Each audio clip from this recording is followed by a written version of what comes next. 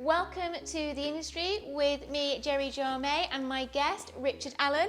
Richard is a sports and fashion advertising photographer with impressive campaigns under his belt. We have Lucozade with Anthony Joshua and Harry Kane, Mizuno, Asics, Swarovski, Miller, so many more. But Richard, let's go back to where it all began, assisting. Tell me about your first time you started assisting and how long you were assisting for. Okay, so I was doing a course actually in Newcastle, and one of the guys in the course, the tutors, had a friend that worked at a place in Milton Keynes, and they said, look, there's a job going in this studio, and it would mean kind of leaving the course, but you'd walk into a job. And so this studio basically did stuff for Argos. It was room sets. I mean, it was a pretty grim job, but you know, he didn't think much of it at the time. And me and another guy from the course, Dave Foster, another photographer, we went down and did that. So we started in this place down there. And funnily enough, of the whole course, which is quite an interesting thing, the only two people who are now photographers are myself and Dave. And the ones who got the experience. Who went and took that job.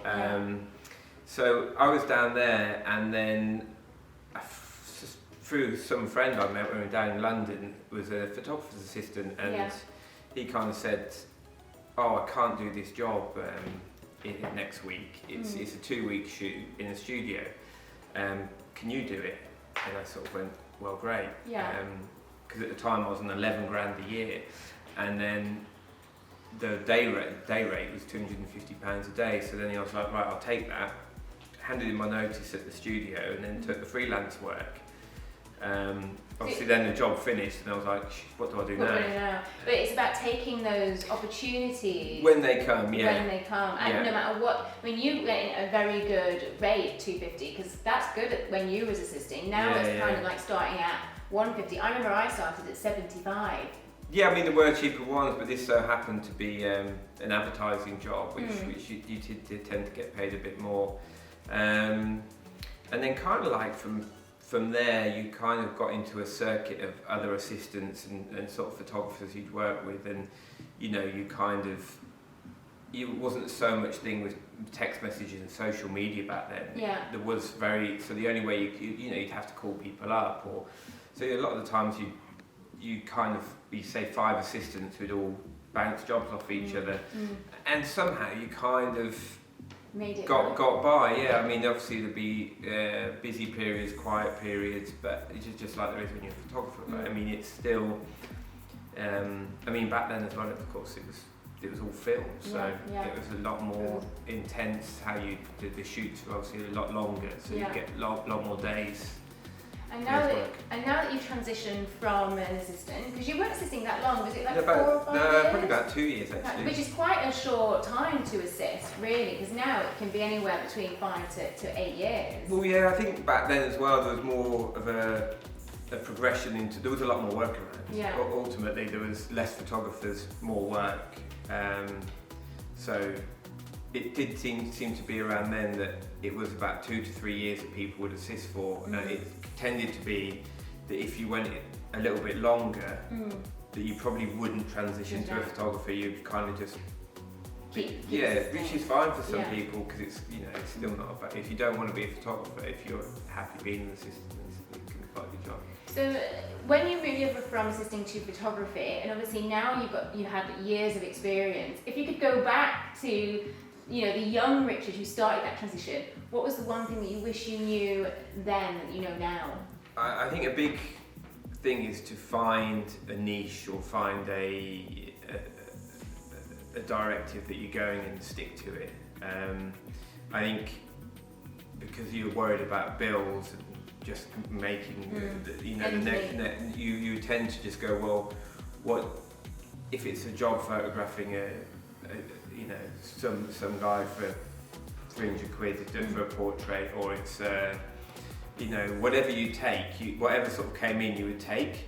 So therefore it's when you're first starting out, you tend to just to be a jobbing photographer almost. Whereas I think if I could go back, you would go, right, plan where you want to go, plan your style, shoot everything in that kind of direction.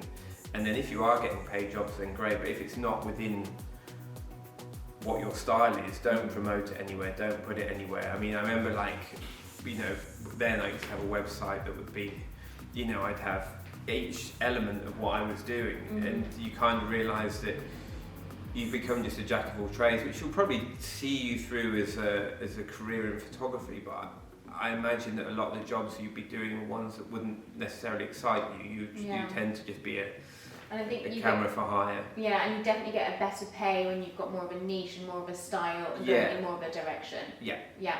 Okay. So obviously there's a massive transition now in photography with digital, from print to digital. What would you say has been the biggest change for you? With the usage, with pricing? What issues do you face? I think a big thing is that you've got with photography, and it has been over a number of years, that it's when it doesn't need to be led as a key campaign. The need for, say, big production photography is not as big as it once was, because some of this stuff just lives online in a small picture on on the website or whatever. Whereas previously it would be a key campaign that a brand would have to spend millions on out-of-home advertising, and it'd be just 1-2 pictures. And those pictures have got to be perfect, the concept's got to be perfect. So effectively it's all en masse now. So it's kind of gearing round to that, to say, right, okay, if you've got a shoot, you're going to have this many deliverables. The creative may not be as nailed down as it once was, or the concept behind what he's doing. The agencies are not as, where the work comes from, it used to be very much like there's set advertising agencies, and then it would be, these are who you get into, and they would do, but now it seems... It's varied, isn't it, really? Very varied, yeah. Yeah, I know... And brand direct as well. A lot of brands are taking the production in-house and trying to save money on that. Yeah, and their photographers in-house as well. Yeah, in-house, definitely for a lot of the stuff that would have gone out, to say, when I was mentioning about jobbing photography, a lot of those sort of jobs that you could probably make a living off, as now they just go, well, actually it's employed photographer and they can do all those bits and bobs in-house. I did recently speak with the AOP, Association of Photographers, who were talking about how they're going to bring this kind of digital usage under one formula, because everyone's pricing it out at different things, when really it actually is advertising now. It is, above the line advertising. People are using their advertising money on it. So a lot of things are changing. But with the change, where do you think photography is going to head in the next 5 years? I mean, I know you shoot motion as well. I mean, again, it's just going to be, I guess, the more and more deliverables that are needed, which is fine. It's quite exciting that you've got to, you can use everything from GIFs to cinemagraphs to small bits of film. That's, I guess, where it's going to go, where it has done for the last few years. It's just more diverse now. Diverse, and I suppose it's like, where do you find are you just a photographer now? No, I don't think you're part of a content creation that is creating, and if you... Multifaceted, really, isn't it? Yeah, if you don't move with that, you're going to be left, because, there's very little thing for just, we just need a photo taken. And, if you don't then try and own the rest of the campaign, be it the video or the GIFs or the other bits of the content, you're not really needed. So you've got to hone in all your skills now, haven't you? Even if it's just bits of video and bits of this, you've got to at least know the background of it, how to direct it, and get involved in that creativity. We'll make sure it all correlates. All correlates, So what would you say your career goals are for the next 5 to 10 years? Well, I suppose it's going to be more, I've just sort of joining a couple of places in America, so I think trying the new market out there seems a lot more scope, and just be somewhere different, I guess.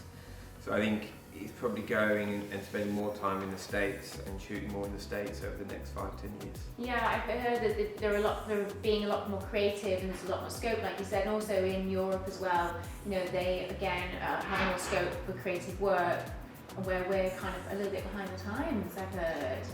Yeah, I think the UK. We're not taking as much risk. No, the UK is definitely.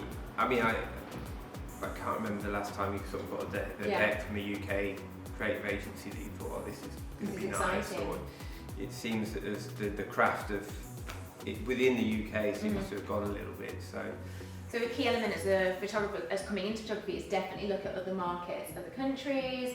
You know, spread yourself out. I suppose also things go in cycles. I mean, if you look at London has had a big boom in creativity over maybe 10-15 years, and then it can maybe it's probably got very expensive for creative companies to set up here, and then you've got places like Amsterdam and Berlin in Europe people go to, and then obviously the States is massive, so and then also emerging market places like China, Asia, it's going to be huge to be involved with. So if you've got the skill set, 'cause people are obviously doing a lot of courses in England, film and photography, is there the work to service all these people? Probably not. No. And America's great for you doing sport advertising. Yeah. It should be a good market. Yeah.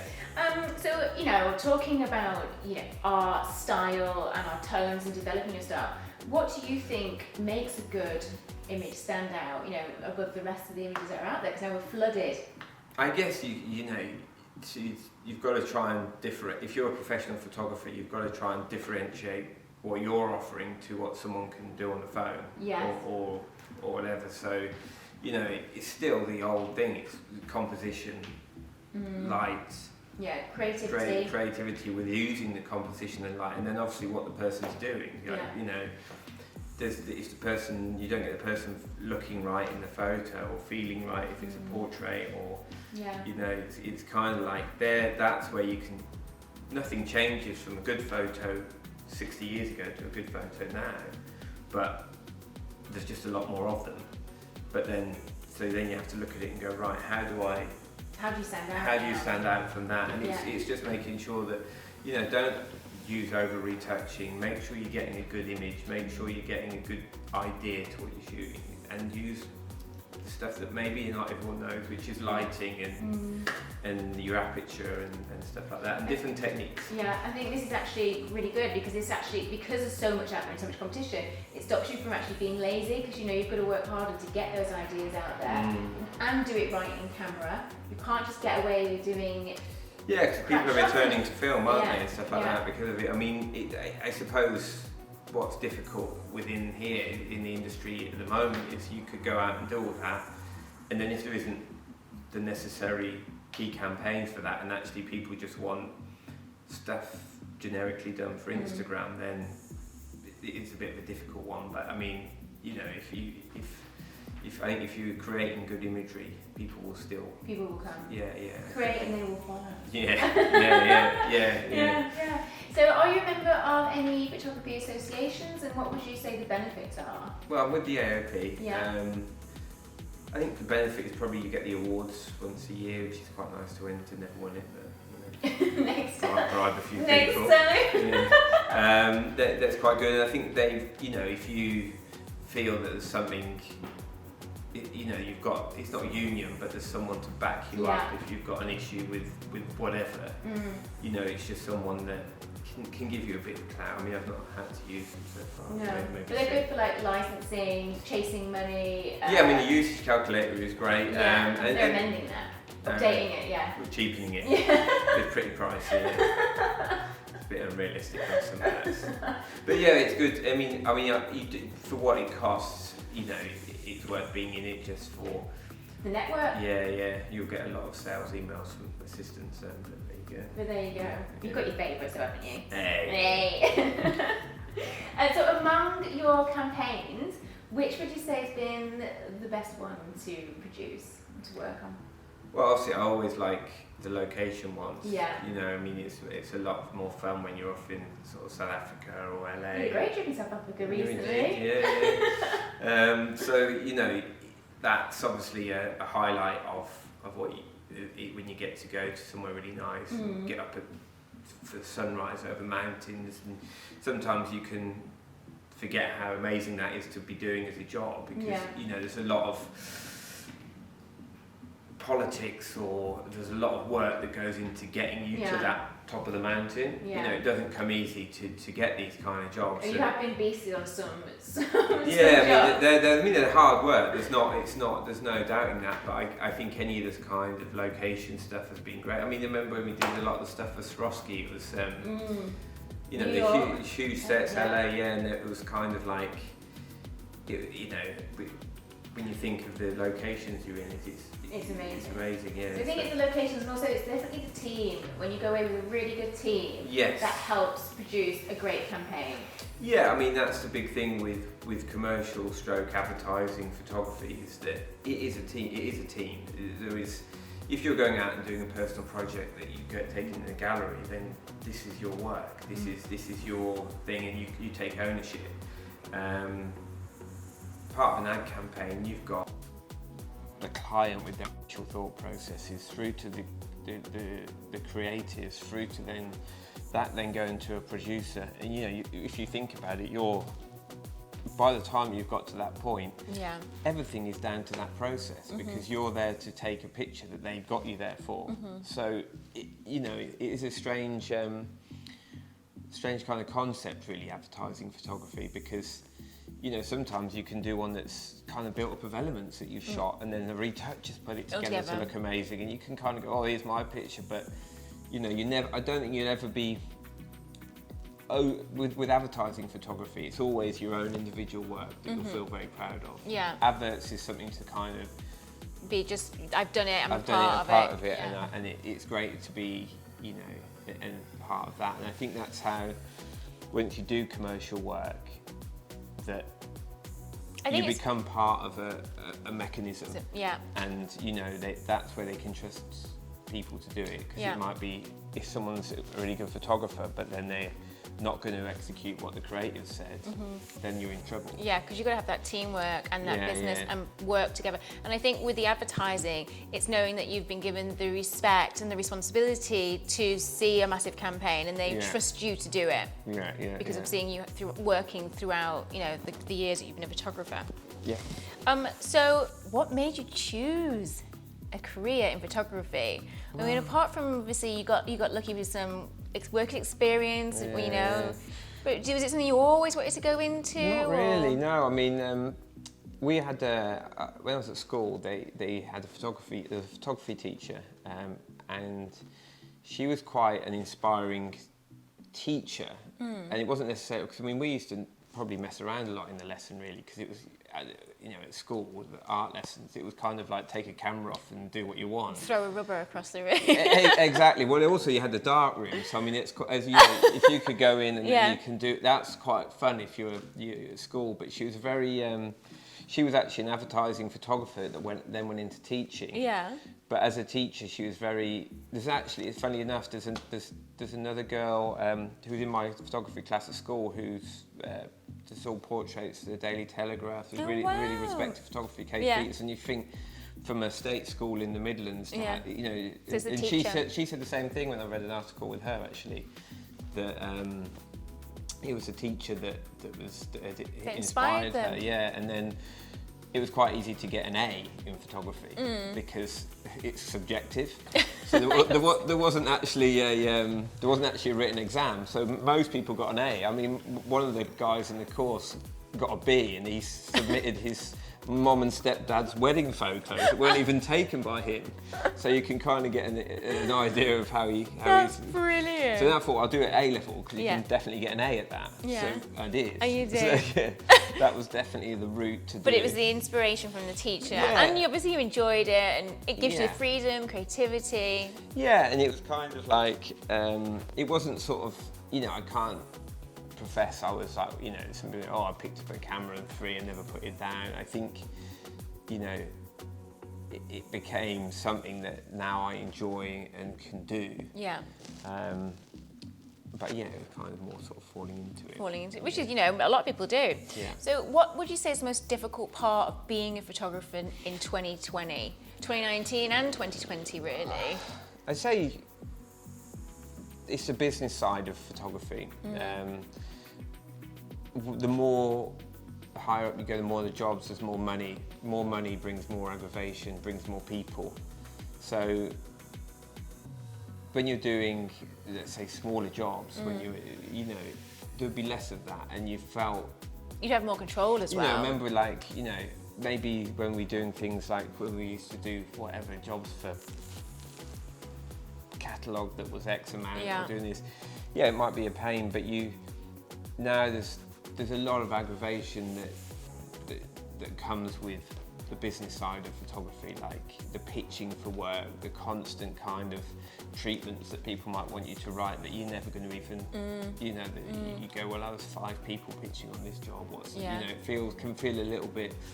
It's a lot of time, isn't it? A lot of time spent doing stuff where you're not actually receiving any money for. Now, obviously, you can get the return if you nail the bigger jobs, and that's great, but it's. You've got to market yourself a lot more now. Well, yeah, I mean, and everyone's a photographer now, aren't they? Yeah. So it's kind of it's a different thing. I mean, when I first started, it seemed there was hardly any photographers. It was such quite a rare thing. Now it's kind of and a very good honed skill set to have as well. Yeah. Now it feels there's numerous. Please pick up a camera. Yeah, not far off. So, I mean, let's just end on a little bit of a positive. What would be the most rewarding part? I mean, I think we've kind of mentioned that when you said it was the travelling and working with the team. Yeah, well, yeah. I mean, it's amazing. Like, that's the thing. The actual photo shoot's always amazing. I think the thing that is difficult is the not getting it. So, I mean, it's amazing. If you can make a career from it, you'll have some amazing memories, some amazing adventures, and meet amazing people. But yeah, and it's so varied. You know, you're always dealing with different people, meeting different people, and famous people that are great at their sport, at everything that they do. So there's lots of stuff going on. There's lots of good stuff going on. You just got to get there. Yeah. Okay, I'm going to do some quick fire questions. Here we go. Are you ready for this? Yes. It's not been rehearsed, so here we go. So, what's the most interesting thing you've read, seen, or listened to this week? Read, seen, or listened to this week? I know you love a bit of politics, so what's the most funniest or interesting thing that you've read, seen, or listened to this week? There's not much funny going on in politics. Albion lost last night, 1-0. That was rubbish. I don't know. The Trump getting impeached, I suppose. That's been the best. Quite exciting. See if that happens. And what would you like to be remembered for, or what would you like someone to remember about you? Well, I don't know really. I suppose having a good time. Funny. Yeah. Gotta admit, you are pretty funny. Having a bit of a laugh. You want to be remembered as someone there. I know that whoever I ever speak to, and I'm like, oh yeah, Richard, they always say, you're hilarious, Richard. So there you go. If you stop photography, you can be on stage. Yeah. Who inspires you, would you say? It doesn't have to be photography related. Yeah, no photographers inspire me. I mean, once you do it, it's not rocket science. And I think that's what annoys me. I mean, it's just like, come on. Taking a picture. You're taking a picture. Inspires me. I think always inspired by writers and sort of people who can stand up for themselves that haven't had the breaks that other people have had. I think it's, you know, especially now, you know, it's so hard for people to kind of break barriers to go right. That, you know, so anyone that can kind of come from, you know, difficult education system and get into and make something of themselves is really inspiring. Yeah, I totally agree. If you had a not yourself, Jerri. Oh, thank you. If you had a superpower, what would it be? Probably to fly. To fly? Yeah. Yeah? An invisible flyer. Invisible? No, invisible makes you a bit of a... We'll say visible, yeah? Just flying around. No, flying. Okay, flying. Flying. What has been your worst and best purchase? I think I know your worst. Worst purchase? It's got to be that car. Yeah, I bought a convertible Range Rover Evoque when it was really hot. And then I realised it's only hot for about a month a year, and it's tiny, and I can't get the family or my kit in it. So yeah, that needs to change. Best purchase, I don't know. there's not a lot, you just waste money. So I can't think of anything that I've bought that I think has been well worth the cash. Maybe holiday experiences. Yeah, experiences. What would be the best piece of advice you could give a young person? In photography or their life? In their life. Work hard. Yeah. Try and enjoy what you're doing for work. If you can enjoy what you're doing for work, you'll probably be happy in the other elements of your life. Yeah. Try and be nice and stick with people that you feel make you grow rather than hold you back. Yeah. I think the nice thing is also a really serious thing to talk about, because people forget that, especially in this industry, you don't know who anybody is on set. And if you are rude to one person, they could be an art buyer, an art director, they could be producers. So you just be nice. Or just rude to everyone. So everyone's got the same opinion. I think it makes it worse. I think someone will come across a lot worse for me if they can turn it on and be nice to one person and go, oh, I think this guy's important. Then some runner comes on and they're rude to that. Throw the camera at them. So I'd rather someone was outly rude, mad, or other way, not one way or the other. If you weren't going to be a photographer, what would you have been? What would you have Who liked? knows? I mean, it's so, it's hard when you think back when you went, oh, what do you want to be, an astronaut or something? I can't even, it's just been this for so long. I think, if I'm honest, if I could, I would have liked to have a better education that would have allowed me to then probably not be like working a proper profession, be it law or medicine or something, which was kind of gave you a career that was not this. That's probably what I would. I think you would have been a good lawyer. Yeah. You definitely would have been. Yeah. Okay, and what does the world need more of? What does the world need more of? Yeah. I don't know. I mean, needs a bit more understanding of why we're here. I think sometimes it feels a bit nuts, the world at the moment. So everything's very driven by this social media and people. Everything just seems so nuts. It's like there's so much outpouring. So I think the world just needs everyone to just take a step back and chill out and stop jumping on everyone's back about stuff and just let people get on with things. Let people be. Yeah. Stop criticising. Stop. There's a lot of division that gets caused. I think my saying is create, don't hate. So just be nice, be kind, do your own thing. Just stop and bothering. Other people. And I think it's a big message to these people in the news and the newspapers and politicians and everything. It's them that's got the problem. Oh God, they're dividing. They're dividing people. I don't think anyone else is bothered. They're just feeding it. Which is more positive news. Positivity. Yeah, more positivity. In the world. Thank you, Richard, for joining us here in the studio. It's been an absolute pleasure and really informative. Thank you for all that advice. No worries. And thank you guys for watching. Please be sure to leave a comment, like and subscribe and all that juicy good stuff. It would mean the world to me. And until next time, just work hard and stay motivated. Thanks for watching.